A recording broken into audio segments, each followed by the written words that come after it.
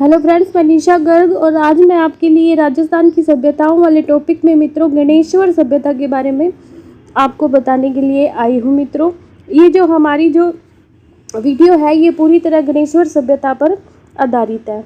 मित्रों, ये गणेश्वर जो सभ्यता है वो राजस्थान के नीम का थाना, जो सीकर जिले में नीम का थाना तहसील है, वहाँ से लगभग 15 किमी दूर रेवासा गाँव में एक खंडेला पहाड़ी है। मित्रों, रेवासा गांव में खंडेला पहाड़ी, और इस खंडेला पहाड़ी पर मित्रों कांतली नदी के मुहाने से इस सभ्यता के मित्रों अवशेष प्राप्त हुए हैं। कहाँ से अवशेष प्राप्त हुए हैं?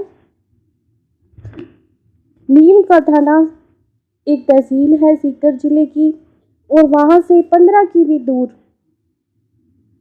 15 किमी दूर क्या है? रेवासा गांव, सीकर का गांव जो नीम का थाना तहसील है सीकर की, वहां से 15 किमी दूर रेवासा गांव, और इस रेवासा गांव में स्थित खंडेला पहाड़ी, जहां से कांतली नदी का उद्गम होता है। मित्रों, कांतली जो नदी है वो राजस्थान में आंतरिक प्रवाह की नदी है, और कांतली नदी के मुहाने से ही हमें गणेश्वर सभ्यता के अवशेष प्राप्त हुए हैं।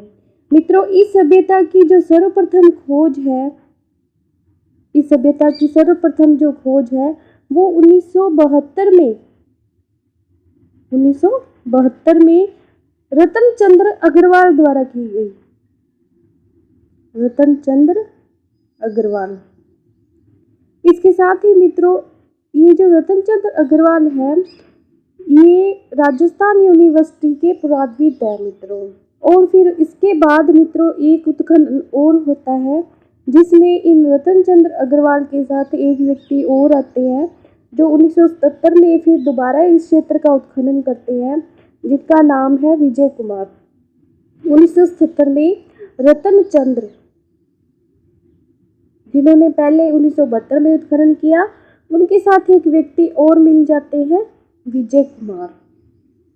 और मिलते विजय कुमार, फिर ये दोनों मिलकर 1977 में फिर गणेश्वर सभ्यता का उत्खनन करते हैं।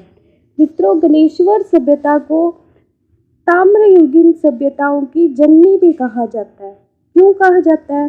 क्योंकि मित्रों गणेश्वर जो सभ्यता है वो तांबा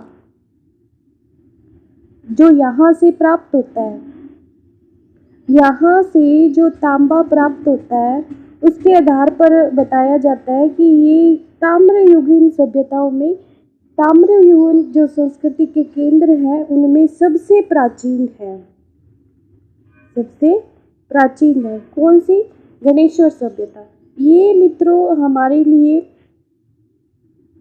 एक महत्वपूर्ण फैक्ट है कि गणेश्वर जो सभ्यता है वो ताम्रयुगीन सभ्यताओं में सबसे प्राचीन है।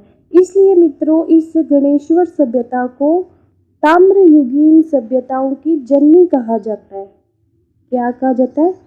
ताम्रयुगीन सभ्यताओं की जननी।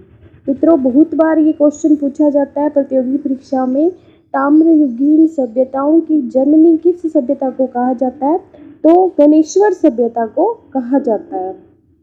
मित्रों, आगे बढ़ते हुए इसके जो महत्वपूर्ण फैक्ट है उनमें इसका एक उपनाम हमें और मिलता है जिसको कहते हैं पुरात्व का पुष्कर। इसका उपनाम एक और है जिसका पुरात्व का पुष्कर। ये किसको कहा जाता है? गणेश्वर सभ्यता की एक उपनाम है पुरात्व का पुष्कर। मित्रों, जो सिंधु घाटी सभ्यता जिसको हम हड़प्पा सभ्यता भी कहते हैं, उसमें जो तांबे की आपूर्ति, मित्रों सिंधु घाटी सभ्यता भी एक ताम्रकालीन कांस्य युगीन सभ्यता थी, और यहाँ जो तांबे की आपूर्ति थी वो किसके द्वारा की जाती थी? गणेश्वर द्वारा ही, गणेश्वर सभ्यता द्वारा ही की जाती थी, या गणेश्वर सभ्यता द्वारा ही की जाती थी।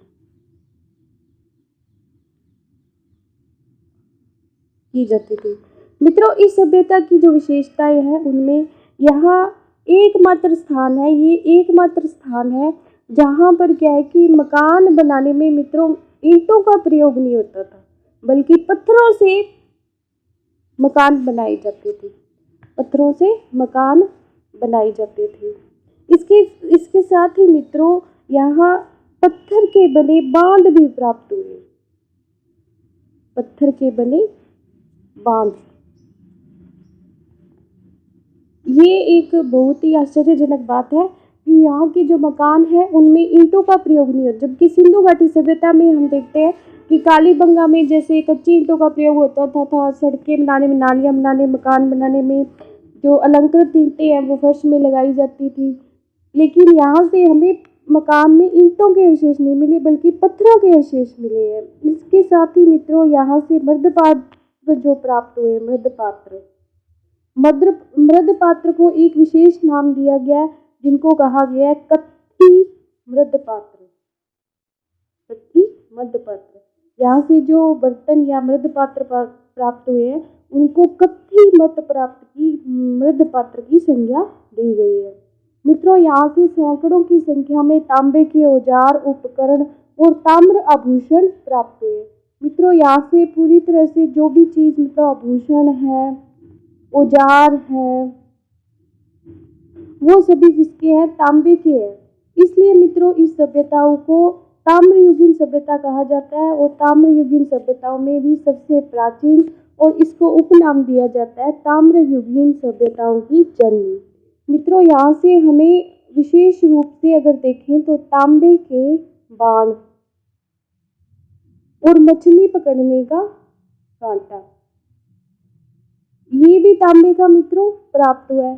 कारण क्या मित्रों? मछली पकड़ने का कांटा अगर हमें यहाँ से प्राप्त होता है तो ये बात सामने आती है कि यहाँ के जो लोग थे वो कांतली नदी में मतलब मछलियाँ पकड़ने का उनका व्यवसाय था, मछलियाँ पकड़ते थे और उन्हें बेचकर अपनी जीविका या व्यवसाय चलाते थे।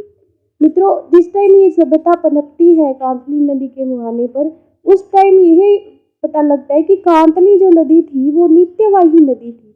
आज मित्रों ये आंतरिक प्रवाह की नदी है और बहुत कम टाइम तक इसमें जल रहता है, लेकिन उस टाइम जो कांतली नदी थी वो नित्यवाही नदी थी। तभी इसमें मित्रों लोगों का व्यवसाय चलता था, मछलियां बेचकर, और जल जंतुओं का शिकार भी इसमें होता था।